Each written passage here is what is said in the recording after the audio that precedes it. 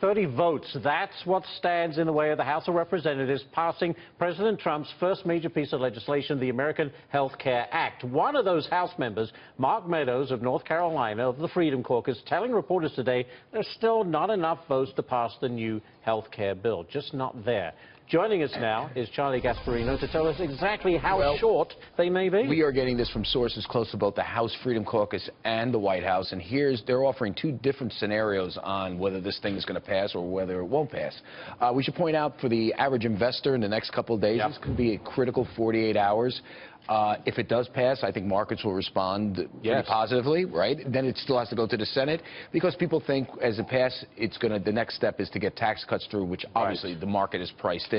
If it doesn't pass, it could be a rocky road for a while. It's the first major hurdle, and if you fall in it. And not only that, I mean, the real question is, can they do tax reform without doing this? There's two schools of thought. I don't understand why they can't, but there are some people who say you have to do this, you have to get health care passed before you do tax returns. Some people say no. Rob Portman kind of like danced around it. Yeah, he kind of insinuated that you didn't need to. But anyway, if you do need to, and this gets delayed, then you got some real issues. But here's what we know. As of now, what we're hearing from people close to the House Freedom Caucus, they have about 30 voting no. Now, it only takes 22 to vote no to make this a significant no. chunk. So they think they're over that hurdle, and as of now, that doesn't mean things won't change. There won't be gives and takes and some bargaining, but as of now, they say no. The White House, though, is saying this.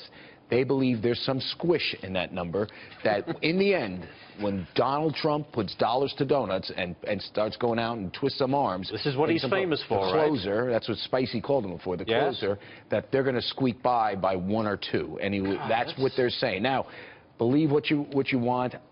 I kind of think it's going to happen because I just don't think they want to hand the president a loss right after Republicans want to hand a Obamacare stays in place, right, while this goes on. Do you want to go back to your constituents and say that? Well, you know, the other half tells me, though, I will say this. I spoke to some people. Donald Trump didn't do himself any favors going up yesterday, speaking to the Freedom Caucus. He kind of semi-threatened them. He didn't really give them that much to go on. He said it would be a better plan, which they don't believe it's a better. By the way, these are conservatives, real conservatives, not like Donald Trump. Fiscal hawks. Became yesterday conservative. Less government. Right. They want less government, and he doesn't speak their language. Right. Okay. Donald Trump was a liberal until 3 or 4 years ago. Now he's a conservative.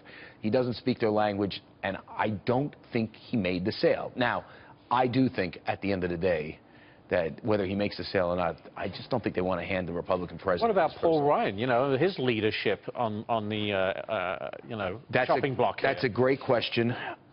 I do hear that this is critical for him going forward. And say what you want, you know, that in some ways he didn't make the sale.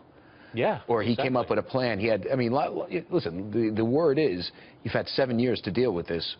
Mr. Ryan, you've been around for the last 7 years. Been around. How come we just have this and nothing better? So there's a lot on the line for Republican leadership, a lot on the line for the president, a lot on the line for his tax plan, a lot on the line for the House Speaker, Paul Ryan, and a lot on the line for the markets. I will say this. Other than that, it's not a big deal then. I tell you, there's a lot riding on this. The next 48 hours is going to be critical for the economy and the markets. Yeah, it could be a tough day for the markets Friday if this thing doesn't get through tomorrow. But if it does, I think it's a big buy signal. If they pulled a rabbit out of their you-know-whats, this is a buy. It's just because we're pricing in problems. Well, the clock is ticking. We'll find out tomorrow. But the horse trading, the arm ringing, the arm whatever it is, it's going to be going on full time from now to then. Charlie, thank you very much.